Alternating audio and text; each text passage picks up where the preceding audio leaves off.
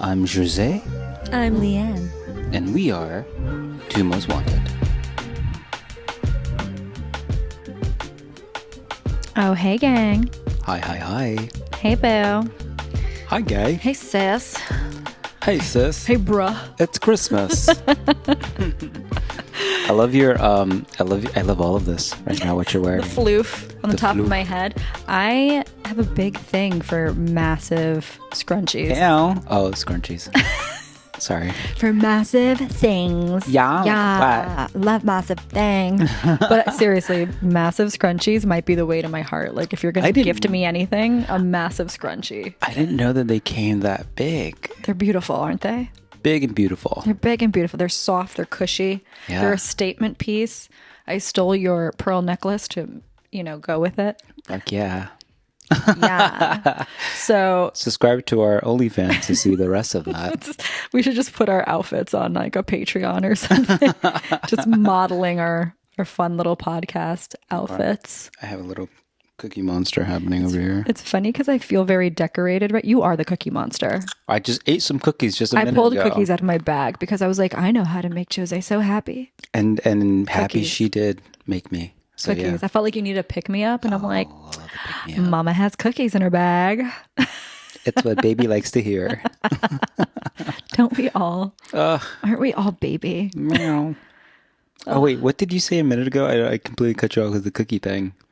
Oh, I don't know. Okay. The Cookie Monster? Okay. I don't know. Sure. Oh, I was talking about how decorated I am. Oh, okay. With this little, I took your pearl necklace. I have this giant floof. I'm wearing it's like a 2-piecey, 1-piecey. It's very boobalicious. I'm very high femme mode right now. Yeah, and I'm very frat boy-ish. I'm giving high femme right now. And yeah, you are. It's coincidence because we had this amazing conversation yesterday. Oh, yeah. That I was like, we got to bring it to the pod. Yeah, it's kind of funny that now that we've been doing this for 15 years now. 4 months. 4 months. Really, 4 months. It runs through my mind for a second when we'll have conversations. Because the whole gist of this was that we would have these conversations and you were just like, we should have a podcast or something like that. We have important conversations. Totally. Oh my God, I love when you shake your head. It just shakes. It just moves. I love that. Now is shake and go action. Leeann. Yeah. Once again, subscribe to our OnlyFans to see the rest of that.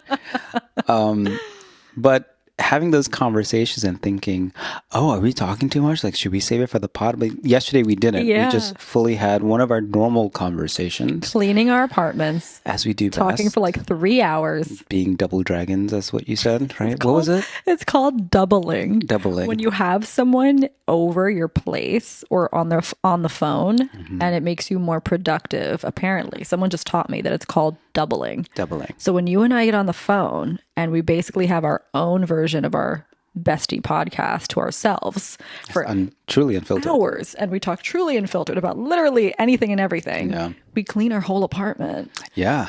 It's amazing. Yeah. I love doubling, but I love that you call it double dragons. Because that was the first thing that popped into my head. I was like, what was it? It was double dragon. Sounds like a kinky thing. I love when we double dragon and the end result is that we have new podcast topics and a clean home. That is, best of all the worlds. Wow. Who's doing better than us? Not those dragons, but these double dragons are doing the most.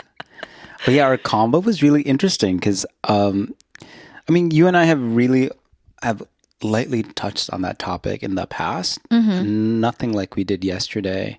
We went in. Yeah. But I also have never talked to anyone about this particular topic ever. I don't think so. I don't think anybody. It's a controversial topic. I'll be honest. For this being on the podcast, this might be our most controversial topic to date. Yeah. But I feel like I'm understanding it more, and so I feel comfortable speaking about it. And so the topic is, we were talking on the phone yesterday. I don't know how we go down so many roads and tangents. But I was talking about the way I feel aesthetically when I look in the mirror, and the way I feel, physically, and the way that I feel mentally, and how different that is. Yeah. And I called it, I think because we named it, that we were able to talk about it differently. I think so, I named it being mentally trans.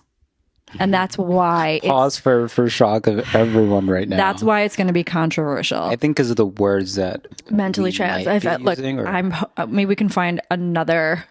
Oh, I'm sure the audience will let you know. I'm sure you will.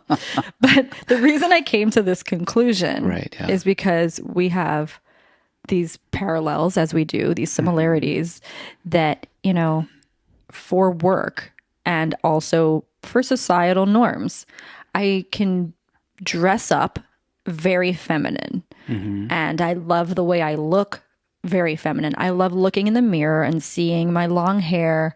Now, I used to have short hair for a very long time, but I do love to see my long hair. I do love to see myself with makeup. I do love to see my nails done. I like to see my petite stature, fit body. There's so many things I do love about this feminine woman I see in the mirror. But if I was going to say, you know, I need the inside to match the outside, absolutely not. The inside could not be more different. Yeah. We learned recently that I refer to myself in my head like a dude. I talk to myself like bro. I speak in bro in my brain because I consider myself a dude, a gentleman, so to speak. You are a very gentleman. I don't talk to myself like I would talk to another woman. I just don't. And I remember how we got into this yesterday. We were talking about masculinity, femininity, how those things should not be gendered. And we were talking about sex. And I said, I feel like when I do have sex with a man, I feel the gayest. Oh, right. Yeah. And I feel the gayest because in my head, I'm a bro. Yeah. I'm a bro having sex with another bro. It feels super gay. And I love that because I love gay things. But it feels super gay. And when I'm with another woman, it doesn't feel gay at all. It feels right. It just feels right. It just feels like it makes sense. I don't know. It just feels like it makes so much sense. There's so many times I've been with men and I'm like, this doesn't make any sense. I'm clearly just attracted. I'm attracted to them. And so cool, but feel super gay. Yeah. And so I said, I guess, am I mentally trans? And that's where you were like, well, what? Wait a minute, because same. Yeah, because it was interesting because I think this has been us as friends for a very long time in that we are so alike and yet very different. We'll go in the same direction. We're literally those two ships in the night that go in the same direction, but very different. Exactly. But yet we're going in the same direction in a way. But it's how we get there is the interesting thing. So yes, you were saying exactly that. And then my rebuttal was like, yeah, I have the same thing, but it's interesting because mine is kind of different in that I'm always having this conversation because unfortunately women's topics are a hot button issue, I think, since the beginning of time. Sure. But I forgot what we were talking about. I think it was about men in general. I know a lot of you last season, we kind of men bashed pretty hard and apologies. But we were lightly talking about that because we were also talking about dating apps and how I'm starting to go back onto those. And so we were talking about men and we both agreed that I, as a man, can be pretty stupid and women can be pretty crazy. I said, women can be totally batshit. So I feel like we're even. Yeah, but no one really discusses it anymore. And I said, like, yeah, they did like in the 90s because there was the whole men are from Mars, women are from Venus, but that kind of died out and we should have a reboot since everything's being rebooted. And we were like, men are stupid and women are crazy. Like, it's kind of that. We're not saying that the opposite can't be true. Of course, men can be fucking nuts. Of course, women can also be dumb. I feel like we are, because women are so complex. I feel like it forces us to be incredibly intelligent. But we also fucking bleed every month. Of course, we lose our minds. You know, like I feel like it's valid for us to be insane sometimes. And men, not for nothing, historically have had it easier. Much easier than women. Well, they built the construct. If you don't have to be, if you don't have to be as complex, isn't it easier to be simple? Yeah. Simple. So yeah, our I'm not extreme dark knocking humor it. way is saying Exactly. So, but funny Right. enough, when we were on that topic, I caught myself in that instant. I verbalized it to you. That's what essentially started this conversation because I said in my head, I sided with women, but almost as if I'm a woman. because yeah. And I caught myself in that moment, and immediately my brain starts kind of going through that Rolodex of how I've said things like this in the past, where I've sided with women, not instinctively thinking of me being a biological man. Right. And that prompted that conversation, at least for me in my head, of just like, what does this mean? Like, why is it that I do that? And like you said, you mentally feel like a man. You almost treat yourself like a man, I guess. And then I said, well, I'm obviously surprisingly, surprise to anybody, I'm the complete opposite of Leann, and that I am more effeminate mentally, and I am a bit more soft-spoken and reserved with myself. And granted, those aren't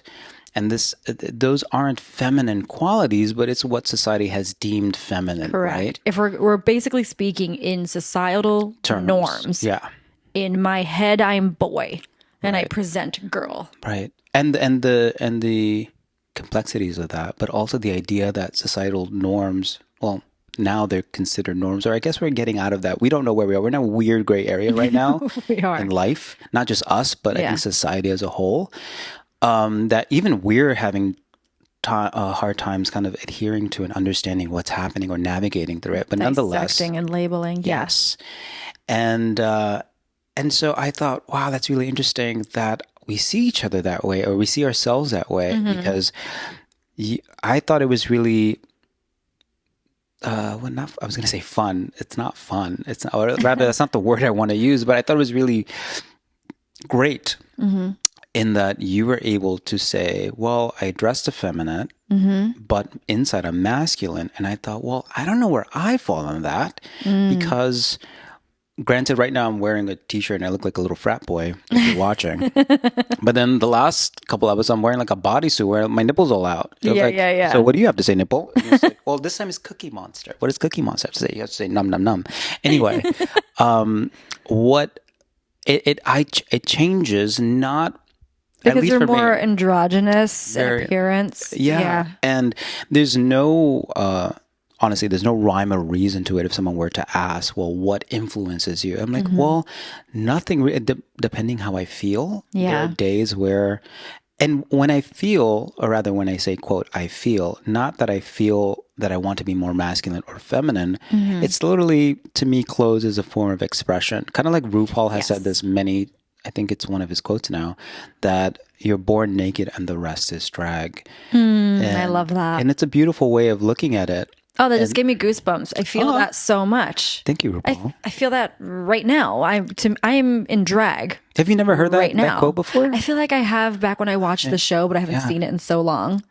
But it resonates. It truly. really does, because when you take it at for what it is, right? Don't overanalyze it. Just you're born naked, the rest is drag. It really does make a lot of everything clicks. At We least it did for decorate me. ourselves. Yeah. So for me, fashion, clothing, all of that is an extension of that. I get to express myself because now I'm at a better place where I can articulate how I feel. But this is at 40. When I was in my 20s and 30s, I didn't have that.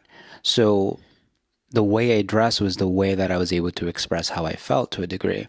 So, and then I've always found women's clothing to be much more fun in that, not in a pattern kind of way or anything of that sort, but it's just the cuts were different, the colors were more vibrant, the colors, like there was just something about it that spoke to me. Whereas in men's clothes, it's very simplified. It's a t-shirt and love it. jeans. And I'm like, It's my favorite I thing. love that too, to go do laundry or something. Yeah. But if I'm going to do, after this, It's my favorite casual me day thing to wear. Yeah. The baggy shirts or hoodies and baggy sweatpants and right. clunky boots and just a fitted, like just baggy Oh, I know your uniform. whatever. And it gets passed off as like, oh, I look like a lesbian today. Do you know what I mean? That's when it gets passed off. Oh, Yeah. or like Leeann must be a tomboy. Like that, it will get passed off as that. Yeah. When I have like no makeup on and baggy clothes and whatever. But in my head, I'm like, I'm boy. I'm boy. I dress boy. I'm boy. See, And this right now to me feels like drag, and I just happen to love drag. so fascinating. I love being a drag. I made a whole living out of it. In my head, Yeah. I am like when I go out, if we go out to a burlesque show and I want to wear like a mini skirt and heels or whatever, in my head, I'm going in drag. I don't even like skirts. Interesting. But I know I look so good in it and the attention I get in it. That's why I wear it. I don't even like skirts. I hate don't. skirts, actually. I kind of hate skirts. If I could find a skirt in the street, I would. Like there was a point where I was only wearing dresses like maybe 3 times in a year for special events. I don't like dresses. Yeah. And now I'm like, well, it's 80 degrees and I don't want to sweat so much. So I'm going to wear a long skirt or a dress or something. But it feels like it's out of necessity, not desire. That's so fascinating. And it's like, if I was a dude, I would also want to wear a long ass skirt instead of having sweaty balls. It would just make sense to me because fashion should just be. I mean, that's how I've worn skirts. Fashion should just be. I've worn skirts, and it's so funny where women would call it a skirt. So the ladies would come up and be like, "Oh my God, I love your skirt." Da da da. Guys would say, "I love your kilt." I can't. And I thought, And you're like, bro, it's a skirt. yeah. But also, I also like it because it's airy. Like Air out your balls. Air out your vag. Like I'm not wearing. It's interesting because again, I don't approach clothing the way you described in a way, like just wearing it because I don't want to, but I get the attention out of it. I love everything I wear, but I also don't think of it as a gender.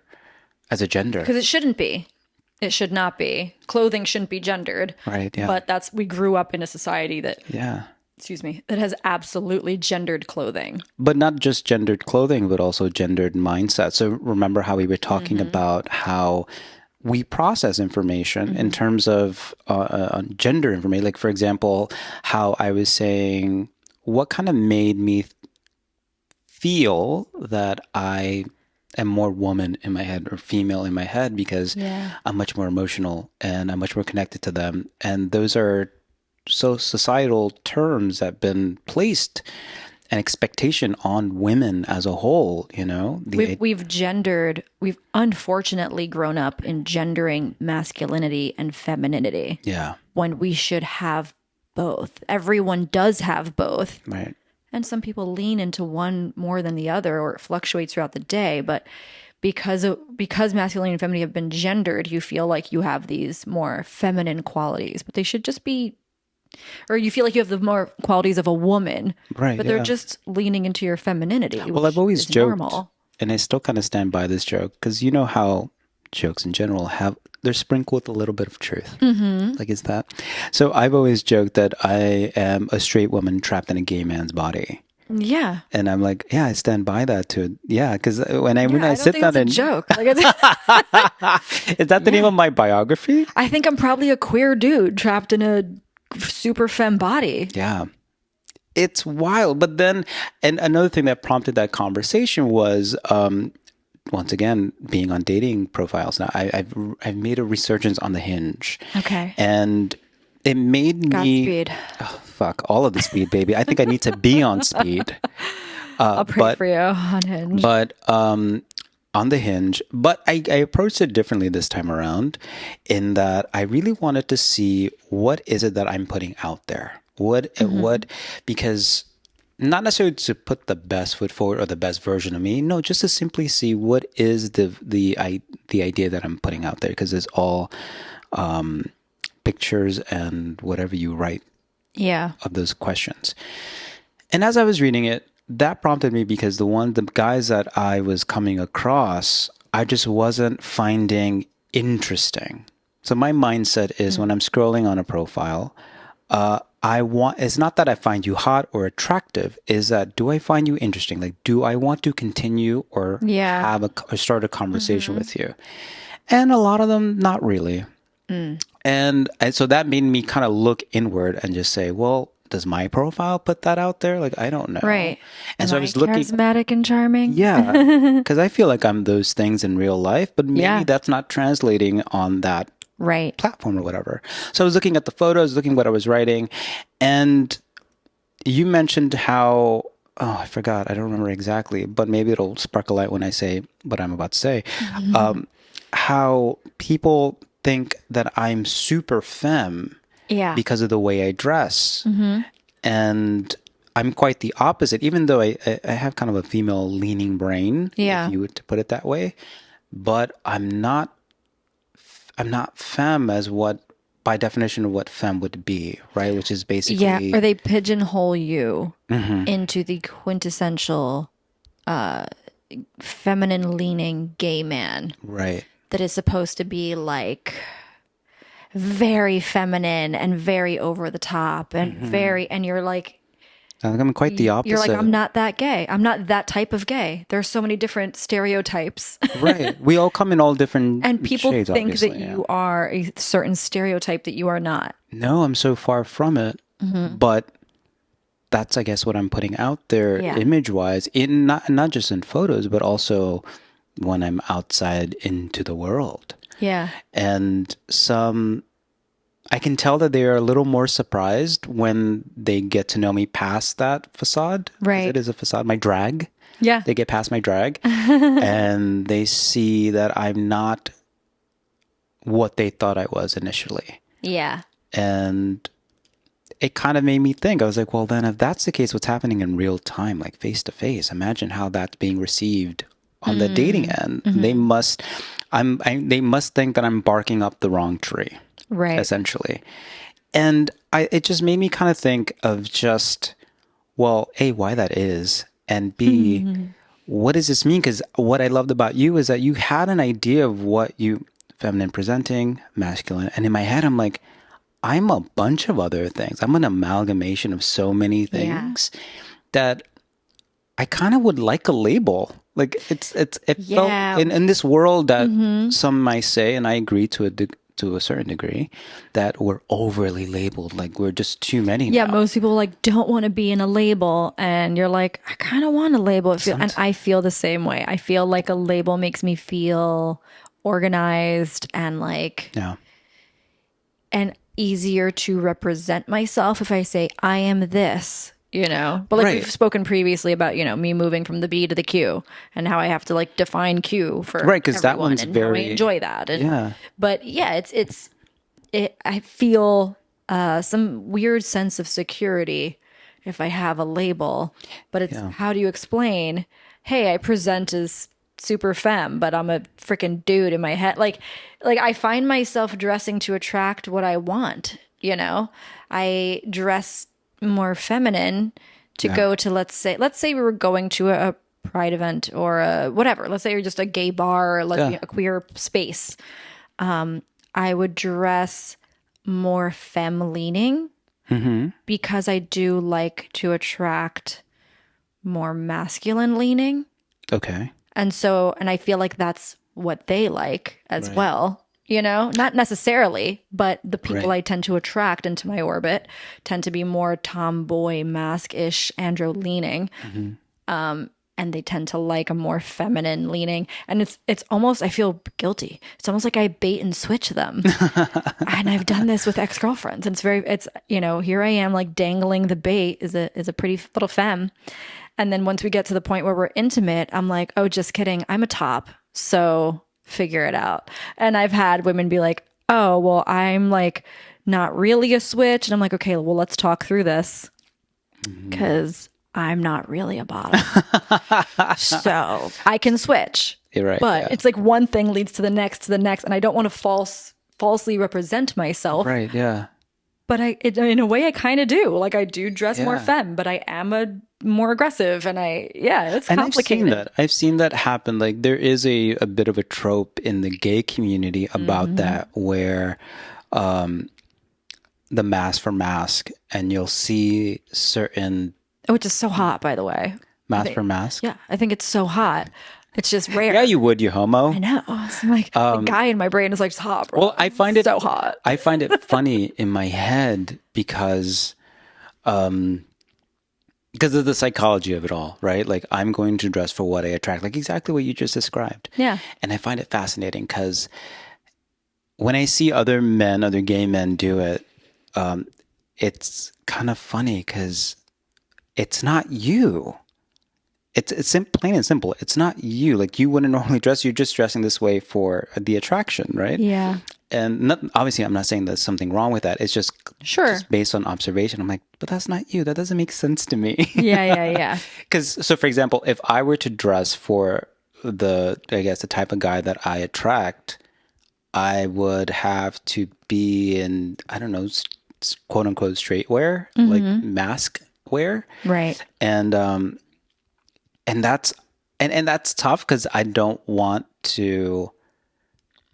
I don't know how to say this without saying it. You got to just say it. I gotta say it. And grab myself by my Cookie Monster and just say it.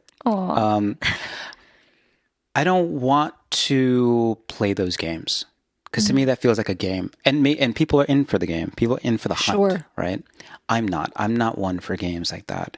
So in my head is what I'm thinking, and maybe I'm overanalyzing it, or maybe I'm not. That is not authentically me. If you're gonna meet me, you're gonna meet me. It's like, for example, I'm a person that obviously wears a lot of jewelry and don't shy away from it. And there are moments where I think if I'm going to go on a date, if I'm going to go meet somebody, I'm just like, maybe I won't wear this. Maybe this is too much. Yeah, but then you don't want to water yourself down either. Exactly. Yeah. And so the same thing with what I wear. Like this is who I am. Right. And it's not the whole take it or leave it. I'm not doing that whole thing. Sure. It's just simply, no, this is who I am. This is who I am, yeah. And if this is comfortable for you, great. If it's not, like I'll look at profiles and very rarely now, but I kind of appreciate it on some level when guys will say, I want someone who's more masculine leaning. And there's I find nothing wrong with it. No, I think they're being honest to try and get what they want, as everyone should. Right. But in my community with the gays, that word of toxic masculinity quickly gets thrown at the person, which is unfortunate because, so for example, for me, unfair. and I'm obviously only speaking for me, when I come across someone or a profile that says mask only or masculine or whatever, however they want to verbalize it, I don't get upset. I don't take it personal. Same. I simply say, well, then it's not I won't for match me. with you. Yeah, exactly. It's the same when I was on the apps for women. It's the same with women who say like very feminine women only. And I think, well, yeah, I can dress that part, but I'm not going to do that all the time. So I'm not going to right swipe on that because I don't feel like I fit that. And if they see my photos, if they go to my Instagram, they'll think like, oh yeah, you totally fit the bill. Yeah. And I'm like, it doesn't match my personality necessarily. And I'm not always going to be, if you see a bunch of photos of me in lingerie or dresses, like, that's not me. That's your job. Yeah, exactly. It's my job. It's very much not my personality. It's like, if you see me in like maybe a cute crop top with like sweatpants and my my kind of like what you wear here a lot. Yeah, like what you wear on the pod. It's very representative of what you would wear. Well, I mean, yeah. It depends. I'm very high femme today for this episode. This is very high femme. And and this is like drag to me. This is drag to me, and I love it. I wonder what I would consider drag. Probably actual drag, like being in a whole. Like I've never worn a dress outside of like, I don't know, a costume. I've never worn a dress, but I've also never. I'm like, it just doesn't call to me. Yeah, dresses don't call to me either.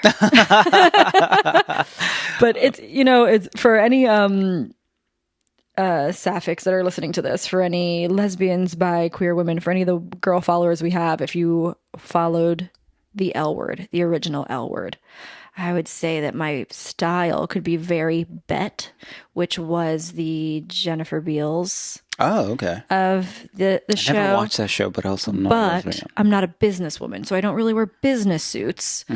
But she did makeup, she did jewelry, she had nice nails, she had slacks, heels. Yeah, it was feminine, but not the most feminine. Right. I can do a lot of that. Yeah. But I could also be the Carmen. Which is Carmen on that episode, on the shows, was more feminine, but like she was feminine with edge. She was more tomboy feminine. Yeah. But because I love to attract the other Bets or the Shanes of the crew, I tend to lure them in with femininity. And so I'm just Interesting. explaining it for girl queer world, so Or they know me, the because I'm characters that I would be. But in my head, I am bro. interesting. See, and that's something In that my I head, I am really, bro. I'm that's like Max in my head. Now they know. now they all know. Now they know. That's what I admired of all of this, because you have someone or Role media models, role sort models, of. I Yeah. guess, right? And I really don't when it comes to my style or the way I think. There's something that was really interesting that we touched on in that conversation yesterday, was that all of the music has been a part of my entire being. Like my first memories is music. This is obviously way too gay. I remember being moved by music. Barbara Streisand, White Mike, of course, was Love. the way we were. And I remember crying to that song, not understanding. I was literally 5, and And that's when you knew you were gay. that's when I knew I was a homo. That's when I was, Loving Barbara Streisand at 5. and till this day and forever. But I was moved by music. That was my first instance where I was like moved, and it took me such a long time. So to tell that story very quickly, Yeah. I was 5, and my dad had an alarm clock that would play music. Okay. And so it turned on. It was like 5 in the morning, and I remember, you know how you gently wake up to music, and of Right. course you gently wake up to Barbara. Sure, as one does. As one does. And I remember opening my eyes, and I'm listening to it's the beginning of the song, which there's an instrumental part to The Way We Were, and I started tearing. Mind you, I'm 5. I don't know who this person is. I don't know what the lyrics are, but I'm tearing. I'm moved by this music. And I spent a good portion of my childhood trying to figure out, where is this song? Where is this? Like, I know that I'm trying to figure out who this artist was. And maybe like 3 years later, my godmother had a music box that played, and I asked her what it was, and that's how I found out it was Barbara. Okay. And then, moved by music. So the point is, moved by music, Gay homosexual, happy pride. That's why I have a white mic, because I wanted to have a Barbara moment, which is... I love that for you. know, you Now know. I know the story of the white mic. I didn't even know. Now you know. If you know, you know. And so what we went down the rabbit hole of was, when it comes to music, I don't listen to male artists. I obviously know them and respect them as artists. Sure. Brian McKnight, Luther Vandross. Like, I get it. They're what they've done to music, or they've contributed to music. Yeah. But all of the artists that I listen to and that I have listened to, they're all women. Yeah, you were telling me your like top list, and I was just like, oh my God, all of these gals. All of these gals. I love it. I love it for you. But that's always been the case. And it wasn't not until yesterday, but instances like yesterday, where I'm thinking, why is that? Why is it just women? Because I have a very mixed bag. You do. Of artists. I think you have not that it's that what I have is unhealthy, but I was going to say you have a very healthy. No, you have a very mixed bag. I mean, I listen to so many different genres of music, but I do. I have a mixed bag, and I was saying to you yesterday that my gentle morning music is Noah Kahn and Hosier, 2 gentlemen who incorporate their love of women into their music. Hosier loves women, and you can tell by his songs. That's my gentle morning music. I love the way he sings about women. It makes me feel amazing. And I'm in my head, I'm like, bro, I relate.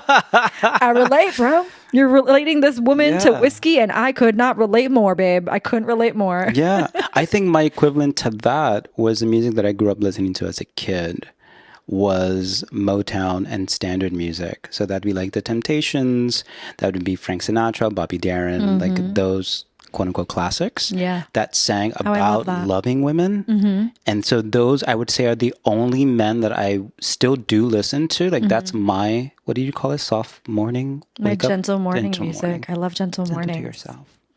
That would be the only male artists that I do listen to. Yeah. But recent stuff, I really don't. There's a weird disconnect. I never really drew to those things, because they tend to be superficial talk about money, bags, clothes, hoes, Sure. all of the things. Sure. We do have the same hype lady music though. Yes, we do. We're like Beyonce and Yes. Doechii and all these And I was like, badass bitches. my two top tier was like Kylie Minogue and Janet Jackson. Love. Those are like, Hype you up, get your day going and moving. 1000%. Yeah. but it was so striking to realize that they were all women, and then going back into my mindset in that I always am on the side of women, and not because I know it's right, not because of what you would think, because I'm a man, but I also think it's environmental because I was raised primarily by women. Sure. Yeah. So there's so much to unpack that I'm clearly unpacking in real time. But when you said, what is it, like mentally trans. mentally trans, I was just like, I hope I come up with something better. I don't know. 'Cause I just feel like someone's gonna feel targeted, or like I'm not making fun of anyone. we just spiked someone's cortisol just a moment ago just by saying like, mentally we're trans. literally just trying to make sense of how we feel mentally and physically, and Right. how deferring that is. And I think our audience, all four of them,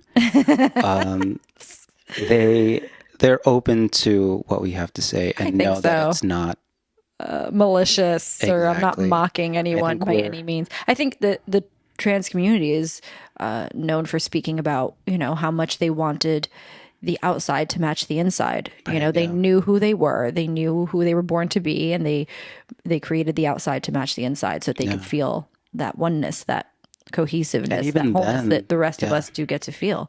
And you and I are like, we are the opposite, where we don't need the inside to match the outside. We're like, this works, so we don't go through the same trials and tribulations that the trans folks go through. And we are aware of that. Yeah. Because if either of us felt like, well, shit, I want this to match, we would be going down that path of transitioning, which is, Well, I mean, a hard one. I've never said this publicly for this very reason, because I didn't want it to be misconstrued. But I feel like we're in a safe space. We are. Literally, I do Of feel your like couch. there was a time where this was happening in my mid to late 20s, where I started to realize there was a pattern in the men that I was attracting. Not that I was attracted to, but that I was attracting. And they were, at the time, I mean, there was no word for queer the way it resonates now. Yeah. Much less, bisexuals have always been around, but I think there's more of an emphasis on that community now than I think probably ever. Probably, yeah. It's in the spotlight. Right? For better or for worse, I think Yeah. people in the bi community they'll answer that call. I can't. But nonetheless, I always attracted by, I've said this before, men on the DL, men in the closet, men who are straight, quote unquote. And I started to realize, is there a pattern here? Like I'm not going out of my way to attract these men. They're, if anything, they're coming up to me and what does this mean? And what does this mean for me? Yeah. And at some point I thought, all the things that I just mentioned, of thinking more effeminately the way society deems, Right. and the way that I dress, and I'm much more comfortable showcasing a lot of feminine qualities that obviously society has pushed to understand that these are quote unquote feminine qualities. And I thought, am I trans? It's the weirdest thing to say aloud. This is the first time outside of a conversation that I've ever said this. And at the time I was working in nightclubs. So being in that environment, you see all shades of gay. Oh yeah, New York City nightlife, absolutely. 100, and especially during our time, which Earlier 2000s. doesn't exist today. Not the same. Like the way that the openness that existed not too long ago in the nightclub industry was, I didn't even think it could ever end, but unfortunately it did. It's no longer as it was. It's not in every single club the way it used to be. It used to be this vibrancy. It feels more designated now. Yes. So that being said, I posed that question in my head of just, and there was a lot of things that were pointing in that direction because I had really long hair. I mean, no different than now, but much longer hair. And I've always been androgynous, not just internally and externally, but also, well, also externally, but also the people would mention it. Like, you're very pretty. I've never in my life been called handsome, hot. It's beautiful and pretty. And that, of course, creates a complex in you because you know you're a boy. All the societal complexes, I mean. Sure. That you're a boy. And I'm like, I want to be hot. I don't want to be pretty. Don't call me beautiful. Like, it used to bother me in my 20s. So that being said, having all of this and then some in my head, just boiling at the brim, I thought, am I trans? Am I, what? And I didn't fully And understand. we've even talked about this for you, like on a sex level, where you're just like, would I be happier if I was a woman? You know, because of who you're attracted to, and Exactly. Yeah. And so that plagued my mind for a while. And at the time, my first, trans person that I met, I worked with this door woman who was the first trans person that I had ever met. Her name is Connie Fleming. She is a legend, a living legend in the fashion industry and modeling. And I met her, and she's extremely sweet. And I also understood, I was so fascinated by meeting someone for the first time that you kind of want to know everything. And obviously you can't know everything, and you have to ask the right questions. And I've always been, I think, understanding in how to ask and navigate that. So nonetheless, all of this is happening, and I'm thinking, so is it a possibility for me? Like, what does that mean? And so I actually went and started doing research and watching documentaries and reading whatever I can get my hands on to really understand, because I didn't. Yeah. And the dysmorphia that exists within the trans community. And to me, that was the point where I thought, no, this isn't what I'm experiencing. Right. Because I don't have that disconnect with my physical body in some cases. So that kind of, I was like, all right, well, then that's it.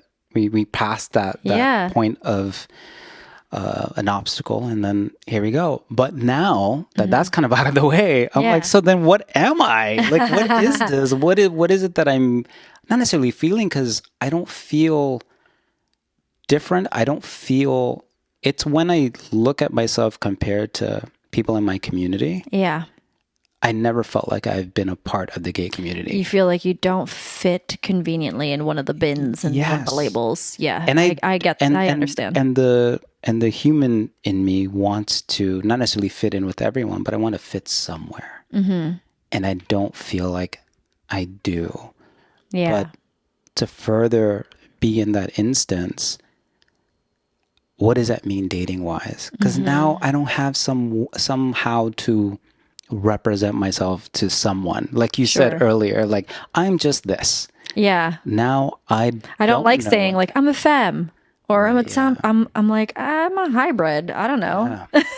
And I don't know. Hang out with me. Figure it out. See if you like it. I don't know what to tell you. No, it's true. The dysmorphia is real, though. I mean, in my early 20s, there were 3 years in my early 20s where I identified entirely as a lesbian. Yeah. And I did not even look at a man for 3 years. I was so invested in the woman I was with, and then that breakup, and then I ended up dating another woman, and no one could tell me that I wasn't a lesbian at that point. And, and my hair got shorter and shorter.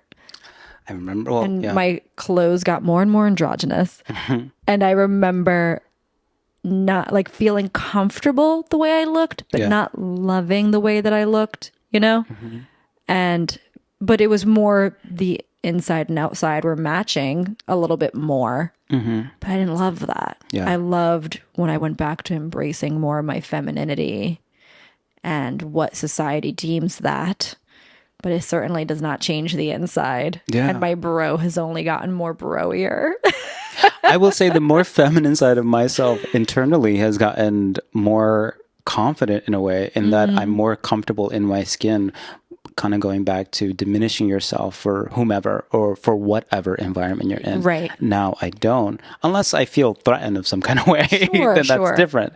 And society is trying to keep up. Like society is trying to, especially, once again, I've said it before, go Gen Z, trying to do away with gender and gender norms and trying to accept that everyone has masculine and feminine energy, and trying to, not apply genders to clothing, and we're Right, we're going in the right direction. It's just the timeline in which we were raised and the damage that society did to us, and now trying to crawl out of that and redefine ourselves is a daily obstacle. And I think that's the key word, is the redefining aspect of it, right? Like, I don't like to say, oh, I need to unlearn something. You can't unlearn, the same way you can't unsee something.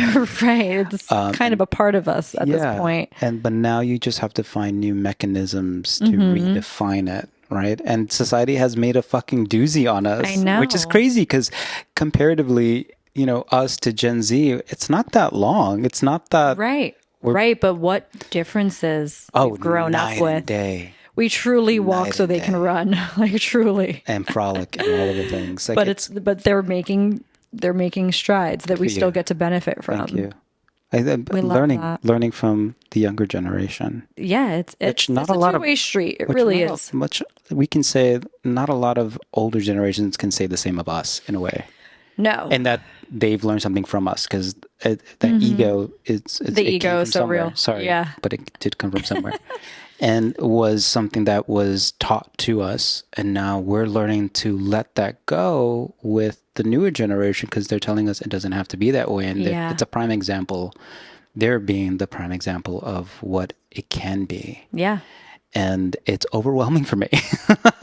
It is. It's overwhelming to navigate every day. I'm just like, God, I'm okay. I'm fine being me. And as much as I want to have a label, maybe I don't get one. Maybe I don't. And I have to be okay with that. Enjoy your unlabeled self.